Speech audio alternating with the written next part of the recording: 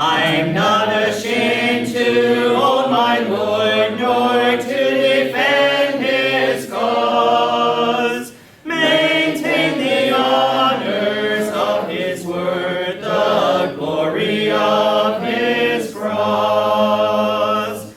Hello, I'm James Brown, and on behalf of the Eastern Church of Christ located in Toronto, Canada, I'd like to welcome you to today's edition of Walking Through the Bible, a podcast where we seek to study the Bible and the Bible alone. Please stick around afterwards for information on how you can contact us. But for now, please go to the book of Matthew, and we'll turn you over to Jeremy Dieselkamp for our study of the day.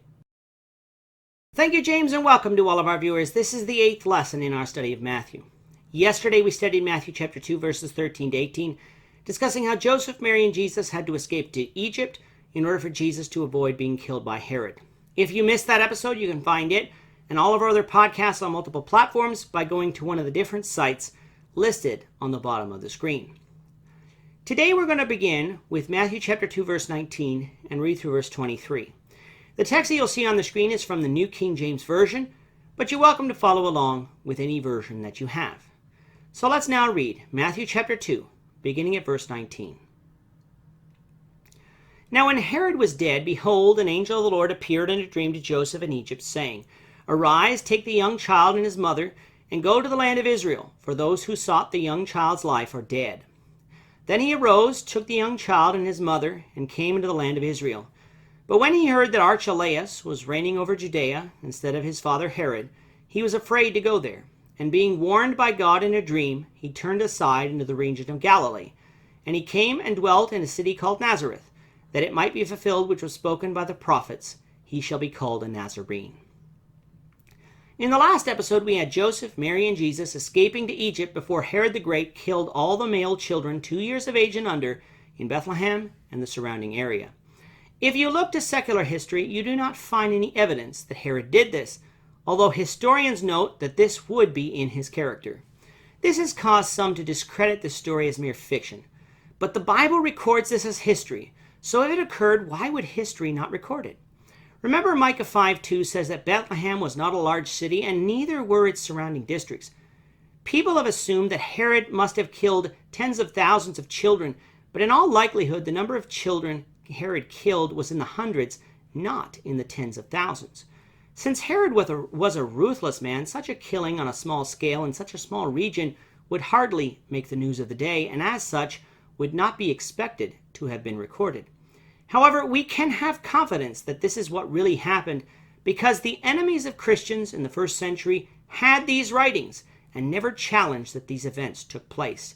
Seeing as how they were closer to that event than we are today, I will trust that as testimony as to its authenticity.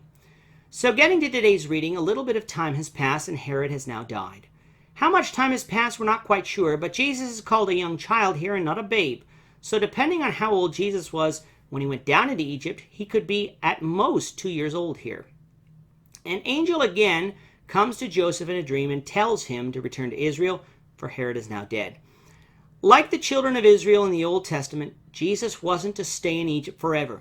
He was to return to Canaan. He was to grow up in Canaan, and he was to be known as an Israelite, not a stranger such as an Egyptian. The question then for Joseph was, where were they going to settle? Before Jesus was born, Luke chapter 2 would reveal to us that Joseph lived in the Galilean city of Nazareth, a small city about 104 kilometers or 64 miles north of Jerusalem. However, Joseph was also of the tribe of Judah, so it was possible that Joseph would settle somewhere in Judea. However, when he heard that Archelaus, the son of Herod the Great, was reigning in Judea, they chose to go up and settle in Nazareth. This is yet another instance of the Bible getting it right. Herod the Great ruled over the entire area of Palestine with the permission of the Romans. However, upon his death, the kingdom was divided between Herod's 3 sons, Archelaus, Herod Antipas, the man who would kill John the Baptist, and Herod Phillip II. This Herod was the one whose wife Herod Antipas improperly married. These 3 sons all were given territory. Herod Antipas was given Galilee and Perea. Herod Phillip II was given territory northeast of Decapolis, while Archelaus was given the territory of Judea, Samaria, and Idumea. That Matthew got it right, something that he could have very easily got wrong, is another reason we can trust his testimony. That Joseph moves to Nazareth is said to fulfill a prophecy spoken by the prophet saying that Jesus would be known as a Nazarene. We don't have a direct prophecy which says this, but Matthew didn't say that one prophet spoke these words, indicating the general character of the prophecies. So what was he likely meaning? Well, Isaiah 53 and Psalms 22 verse 1 tells us that the Messiah would lead a humble life and then be despised and rejected of the people. The people of Nazareth were often despised, as is evident from Nathanael's words in John 1:46. So with no evidence pointing otherwise, that seems to be the likely explanation of what Matthew meant here. With that, our time is up for today. Please join us, the Lord willing, tomorrow when we will continue our study of Matthew, beginning with Matthew chapter 3, verse 1. Thank you, Jeremy. And to our viewers, we also thank you for watching. Don't forget to subscribe to our YouTube channel by clicking on the subscribe button below. Should you have a question or comment, please leave it below or email it to answerintheword@gmail.com. We'll try to respond to you as quickly as we can. We hope you'll join us, Lord's willing, tomorrow when we will be continuing on our study in the book of Matthew. Goodbye for now and have a great day. I'm not ashamed to own my Lord.